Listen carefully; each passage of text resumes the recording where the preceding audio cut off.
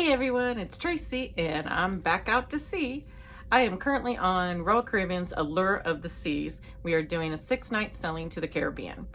And I am going to do a little something different on a casino challenge. So instead of my normal 7-night, $700 bankroll casino challenge to try to earn a comp free cruise, I am doing a challenge where I'm targeting trying to achieve signature status with Royal Caribbean. So for those that have not sailed Royal Caribbean before, in their casino program, they have 3 tiers. They have the Prime tier, then they have Signature, and then they have Masters. So to hit Signature, you need to have 25,000 points within the calendar year or the qualifying year to be able to get your Signature status benefits. So I am currently at Prime level with 4,126 points to go to be able to earn Signature status. This is my last cruise of the qualifying period, so if I don't make it this cruise, I will stay Prime for all of next year. So I really want to hit Signature, and the main reason is that there's different benefits that you get with each tier. For me, I really want the annual cruise or annual tier cruise benefit that you get, so you get to pick out one free cruise each year. So at Prime level, you get an interior cabin, but at Signature, they make it a balcony cabin, and your girl is spoiled, so I really like balconies. So I would love to be able to get that balcony status. And then also a huge one for me is at Signature level, you get 1 device of Wi-Fi with the streaming package for the entire each cruise you do. So you always get 1 free device. And for me, that is a huge savings with as frequently as I sail. I currently live at sea 50% of the time. Now granted, I do bounce around to all the different cruise lines, but Royal is one that I do quite frequently. So I will definitely benefit from having that free internet every sailing. So this challenge is going to be, how much does it cost me out of my pocket to be able to hit Signature status? So again, I have 4,126 points to earn.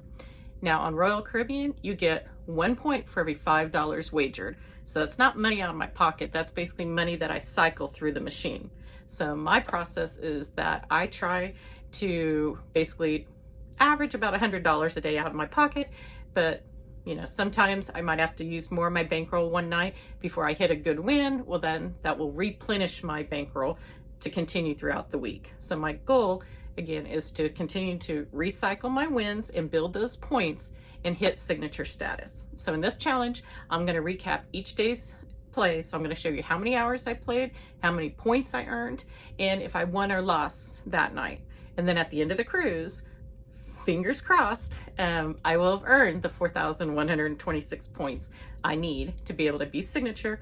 Plus, on Royal Caribbean, on this sailing, if you have 4,000 points, you also get a bounce back certificate for a balcony cabin on a long list of sailings. So not unlimited, but there are select sailings all next year that I can then do a bounce back and get a comp cabin. So kind of double benefit on this challenge.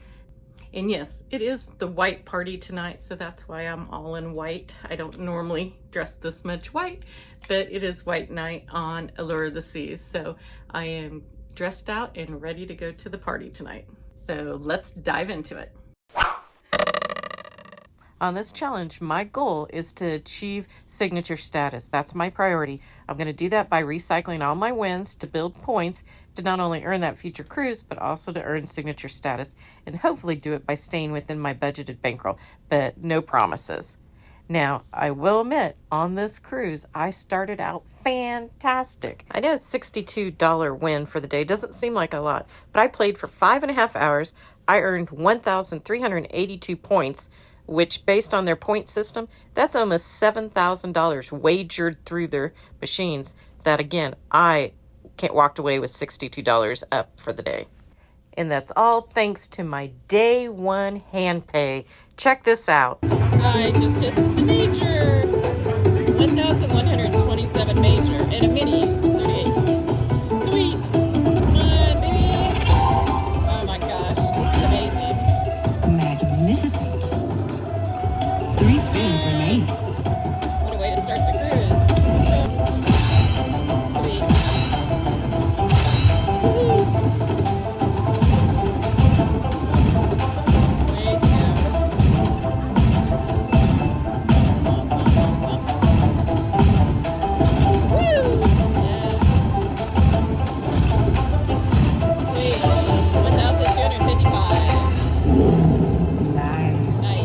was on New Year's Parade at a 2-cent denom for a 376 bet. I could not believe it. This was like an hour into the first day when I hit this big hand pay. That was a great start, and I ended up staying 5.5 hours that first day. I earned 1,382 points, and I only had a net win of 62 because, again, my policy is to recycle those wins. So this was a huge start to building those points and recycling that hand pay. On day 2, I played 4.5 hours for 872 points. I did lose $175. But I did get to play for 4.5 hours. I did have a couple of good hits on Jewel Dragon, doing the 1-cent denomination for a $1.80 bet. Every time I tried to go to like a 2-cent denom, it just did not pay. But playing at the $1.80 bet paid multiple times for some decent wins. Then on day 3, I played 3 hours for 676 points for a loss of 150. And on day 3, I had a couple of decent wins on Rising Rockets, which is one of my favorites. It's a 5-cent denomination for $2.40 bet. All right, we got a good one this time. On the 5-cent denomination, $2.40 bet. Look at that, beautiful. 1,500. It's a 5 times multiplier. So we need to boost that, baby. Let's go. Come on, win. Okay, still, it's gonna be really good. Look at that, baby. Woo! And 146 on top. Yeah. Sweet. 251. All right, 270. I ended the night winning the $100 hot seat drawing in the non-smoking casino. So great way to end day 3. After 3 days, I was feeling pretty good. I had 2,930 points, and I was on pace to hit my 4,126 points that I needed for signature. And I've had some losses, but I still had a good part of my bankroll left. Before we go to the final results, I want to do a special shout out to our new subscribers. I really appreciate it, and I actually got to meet a couple of the folks on this last cruise. So if you ever see me on a cruise, please come up and introduce yourself. I would love to meet you. And if you're not subscribed yet, please do and join our community. Now on to the final results. Drum roll, please. I made signature. Yes, on day 4, after a long gaming session, I hit signature. Now, I did not plan on hitting it on day 4, but what happened is I started playing on day 4, and I kind of bounced around to some different machines, and I landed on one called Grand Star Sapphire, and it just started hitting again and again and again. Not massive wins, but I was having back-to-back $200 wins, and I was like, okay, well, this is my night. I'm gonna just be able to recycle my points and try to hit that signature status tonight. So on this machine, what worked really good for me was a 10-cent denomination, but it was only 25 lines, so it was a $2.50 bet. And with that, it had the really high progressives, the mini and the minors and stuff. And so I hit those. The mini was like $100, the minor was $250, and I hit those multiple times. So that really helped to get me started for the night. I ended up doing 5 hours total to be able to hit the signature status. I think it was like 1:30 in the morning by the time I got done, but it was well worth it. I was helped along by continuing to hit some good pays. I had some good pays on Magic Treasures, which is another one of my favorite games. And on that one, I was doing the $1.60 bet at the 1-cent denomination, and I hit some good payouts on that. And then I finished the night on Dancing Drums Explosion. I don't necessarily like all the Dancing Drum games, but the Dancing Drum Explosion has the gold drum, and if you get that in the bonus round, it will multiply the number of lines significantly. Now it's only 3 spins, but you get like 30,000 lines. I mean, it's insane. And I always play that in the bonus round whenever I play the Dancing Drum Explosion. So I was betting, let's see on that one, 1-cent denomination for a $1.88 bet. And I hit a really good bonus round. I actually hit a couple of ones. So, and then like I said, I hit signature. So I was so excited. And you'll see from my chart that once I hit that signature status, I stopped. So I did not play at all on day 5 or day 6 of the cruise, because when I looked at their point chart to get from a balcony cabin up to the next level, which is a junior suite, it was going to be another 2,500 points, and I wasn't willing to risk that much more money to try to earn another 2,500 points. So I was good with my balcony, and I'm great with my signature status. So I did get the bounce back certificate. It was for a balcony, and I did the next cruise bonus, so I did sign up for that, and so I will have $500 in free play when I book this bounce back certificate. And I have some really good options. I think most likely I'm going to use it on a Bermuda cruise. That's one that we haven't been to in a while. So, but the certificate covers pretty much all Alaska and balconies throughout the entire next season. It's just I've already have quite a bit of Alaska booked for this upcoming summer. So I think we're going to do Bermuda out of New York. New York's always a great port to go out of for me. And so I was excited about that. Now my husband was with me on this cruise, and he played just as much as I did, and maybe not quite to the 5-hour sessions, but I mean, he was playing every night for multiple hours, and he only walked away with around like maybe 400, 500 points. He lost, I think it was like $300 total on that. And I think the difference between our playing styles is that he is a minimum only bet person, and if it doesn't happen within like $20, he's moving to another machine. And I think on a cruise like this, when your purpose is to build points, you really can't do that $20 method at minimum. You might get to play longer, but ultimately you're not going to really earn points to get any comps, and it's really hard to hit any good bonuses and stuff. So just different playing styles, but I find for me, I tend to sit on a machine longer. I go to the high volatility machines, and I usually try to do 2 times to 3 times minimum bet, and I will sit there, so I don't mind spending some, like $100 up to $200 in my bankroll, waiting for the machine to kind of cycle back around and get back into that really big bonus payout. So doesn't always work, but it seems to work a lot for me. So I want to share with you next where I'm going to.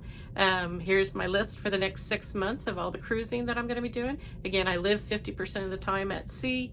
I am taking off about a month in April for a road trip. My husband and I are going to go tour the Pacific Northwest. So, but otherwise I am out to sea, and I love it. So I get off Allure tomorrow, and then I'll be hopping on to my next ship. So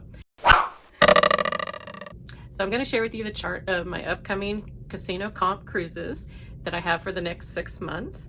And you'll see that I'm kind of bouncing around a little bit everywhere on the different cruise lines, which is what I kind of like to do. But again, they're all casino comps. I haven't paid for a cruise in over 9 years. So you will see on this chart, though, I do sometimes pay for an upgrade if I want to do a little bit something special. But otherwise, these offers are balcony offers that I'm getting. So let's go over the list, and if you happen to see me on any of these cruises, please come up and introduce yourself. I would love to meet you. And again, I'm still relatively new to YouTube, so please like and subscribe. It really does help out my channel, and please comment if you're going to be on any of these cruise lines or ships in the next 6 months, so maybe we'll see each other. So let's go over the list. I have 7 cruises coming up in the next 5 to 6 months, and they range anywhere from 6 nights to 15 nights at sea. So my next one will be Holland America Koningsdam. We did upgrade from a balcony to a Neptune suite, just because we wanted to see what that was all about. This is a VIP event hosted by Holland America. I do have $350 of free play, some onboard credit, and they'll have special events and gifts, and then drinks in the casino. This was a meal offer that came from the Holland America Casino program. Next up will be 2 Carnival cruises out of Australia. We did pay to upgrade from a balcony to Ocean Suite, since this is kind of a bucket list cruise for us. And both of these sailings have $500 in free play, onboard credit, as well as free drinks entire ship wide, which is a nice perk. And these are both meal offers. So then in March, we're going to do a transatlantic on the Dream. And this is an aft balcony, which is one of my favorite types of balconies, with onboard credit, free drinks ship-wide, as well as a free specialty dinner. And this also was a meal offer. And in April, I'm going to do the back on MSC Seascape for another UR Comp meetup event. This is their big Centennial 100th meetup event. This one is in a deluxe balcony and comes with $500 onboard credit, drinks in the casino, and one free specialty dinner. And this is hosted by UR Comp. Then in May, I'm going to head off to Alaska. So I'm going to be on Royal Caribbean, but the Voyager and the Ovation. The first one will be a balcony with $750 in free play, onboard credit, as well as now that I am in Signature, I'll have the free internet for the entire cruise, as well as drinks in the casino. This is a bounce back certificate that I booked. On the Ovation, this is also a bounce back certificate. This will be on a junior suite. And this one comes with $1,000 in free play, $100 onboard credit, and then the Signature free internet and drinks in the casino. So that's what's on my agenda right now. Obviously, all this is always subject to change because that's life. But no, this should probably be for at least for the next couple of months. So please like and subscribe for the latest cruising tips, tricks, and casino comps. Thanks a lot.